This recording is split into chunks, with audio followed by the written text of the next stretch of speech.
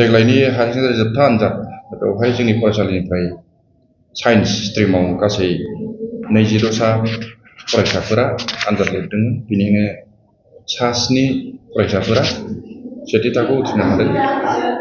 बिनिनो सा 19 फरायसाफोरा नैथि थाखोआव उथ्रिदों। बे आरो बेनिफ्राय आर्ट्स स्ट्रिमाव आरिमु आयदायाव गासै सा 17 फरायसाफोरा आनजाद लिरदों। बेनिनो सा 5 फरायसाफोरा सेथि थाखोआव उथ्रिदों। बेबादिनो सा 10 फरायसाफोरा नैथि थाखोआव उथ्रिदोंमोन आरो सा 2 फरायसाफोरा थामथि थाखोआव उथ्रिदों। गासै 100% उथ्रिसार जानो हादों। सारमोननि फरायसालियाव आसामाव बर' रावजों फरायनो हानाय खाबु मा मोनदों? जोंनि फरायसालिनिफ्राय थांनाय बोसोरनिफ्रायनो आरिमु आयदायाव बर' बिजोंजों आनजादखौ लिरबोबाय थादों। थांनाय बोसोरावबो रिजाल्टआ जोंहा मोजांमोन। देग्लायबो मोजां। जोंनि फरायसालिनिफ्राय बर' बिजोंजों लिरनाय फरायसाफोरनि फिथाइया देग्लायबो मोजां। गासै सा 17 फरायसाफोरा आनजाद लिरनायनि गेजेराव सा 5 फरायसाफोरा सेथि थाखोआव उथ्रिदों। बेबादिनो सा 10 फरायसाफोरा नैथि थाखोआव, सा 2 फरायसाफोरा थामथि थाखोआव उथ्रिदों। जायखिजाया बर' बिजोङाव फरायनाय फरायसाफोरनि फिथाइखौ जोङो मोजांखौनो मोननाय बायदि मोनदों। मानोना जोङो बे फरायसाफोरखौ जोङो एडमिसन समावहाय जायखिजाया इन्टारभिउफोर लानानै एबा मार्क बेसिसाव मार्कखौ मोजां नायनानै बेबायदि एडमिसन जों होनाय जाया। जायखिजायाखौनो जोङो एडमिसन होयो। जायखिजाया बे हिसाबै लोरबां गथ'फोरखौबो जों दिनैनि दिनावहाय मोजां रिजाल्ट खालामहोनो हानाय बायदि मोनदों। बावहाय एसे गोजोननायखौ फोरमायगोन जोंनि फरायसालिनिफ्राय। बेबायदि बाथ्रा।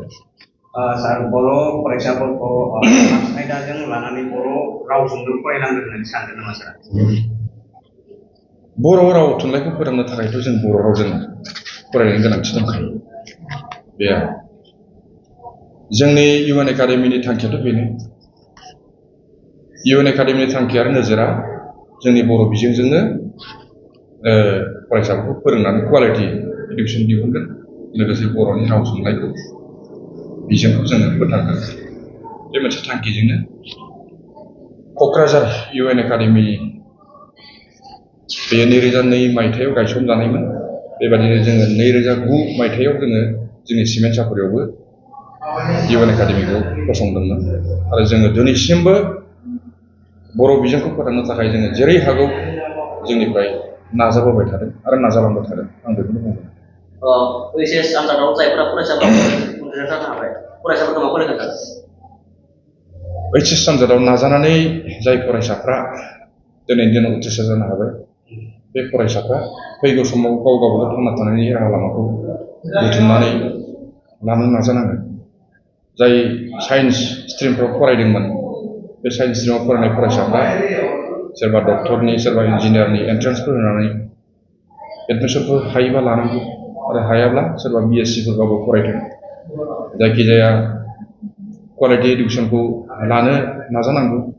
बेबादिनो हारिमु आयदायाव फरायनायफ्राबो गाव गावबागाव साबजेक्टखौ चयस खालामनानै बासिनानै लानानै जाहाथे बे फरायसाफ्रा फरायनायाव गोसो होयो आरो गाव गावनि जिउखौ जाहाथे दानानै लानो हायो, बेखौनो जोङो जोंनि फरायसालिनिफ्राय मिजिं खालामो।